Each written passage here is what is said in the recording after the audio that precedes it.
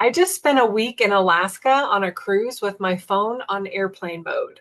And as a certified heart math resilience and capacity coach, it did wonders for my ability to disconnect from what didn't matter and to reconnect with what did. This was a cruise celebrating my mom, who's turning 75 this year. So we had a lot of family to spend time with. And then I also connected with nature. It was Alaska, so how could you not? With the glaciers and the beauty of the water and the mountains. Oh, it was gorgeous. And I experienced something called a bubble run. This is where a big group of whales come together to create a feeding situation where they rise to the surface. So we got to see 9 or 10 whales coming up out of the water and eating, and the seagulls were coming and benefiting from the work that the whales did. And there's even a phenomenon where there's a caller whale we got to hear because there was a microphone under the boat. The caller makes a noise, and it's time for all these whales to rise up together and eat this delicious food. So my tour guide said he's only seen it like 6 times in his entire, experience touring in Alaska. So it was a very special moment.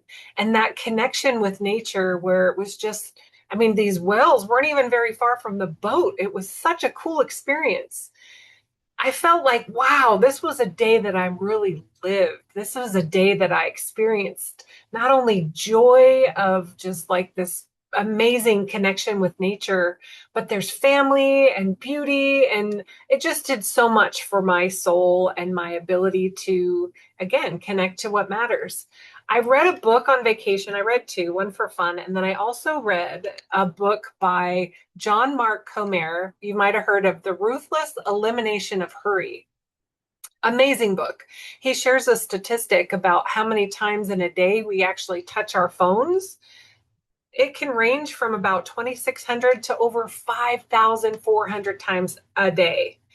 What does that do to us? Well, let me read a little part from his book. He said that in the study that they paid attention to how many touches to that smartphone we had, it actually will reduce someone's working memory and problem solving skills. Translation is they make us dumber. As one summary of the report put it, if you grow dependent on your smartphone, it becomes a magical device that silently shouts your name at your brain at all times. I experienced this early in the cruise. Even though it was on airplane mode, I kept looking at it.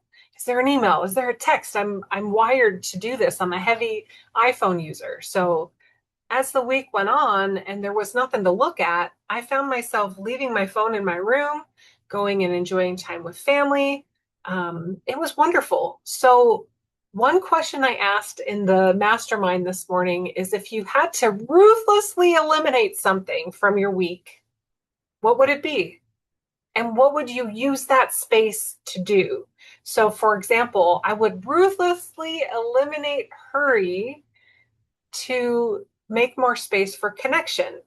I would ruthlessly eliminate negative self talk to make space for a more resilient me. There's a lot of stats that I could go into here. I think that's probably enough for one video. Thanks for watching. And if you need help with your capacity or resilience, let's talk. I'm Barbara Zinda with Better Together Life Coaching.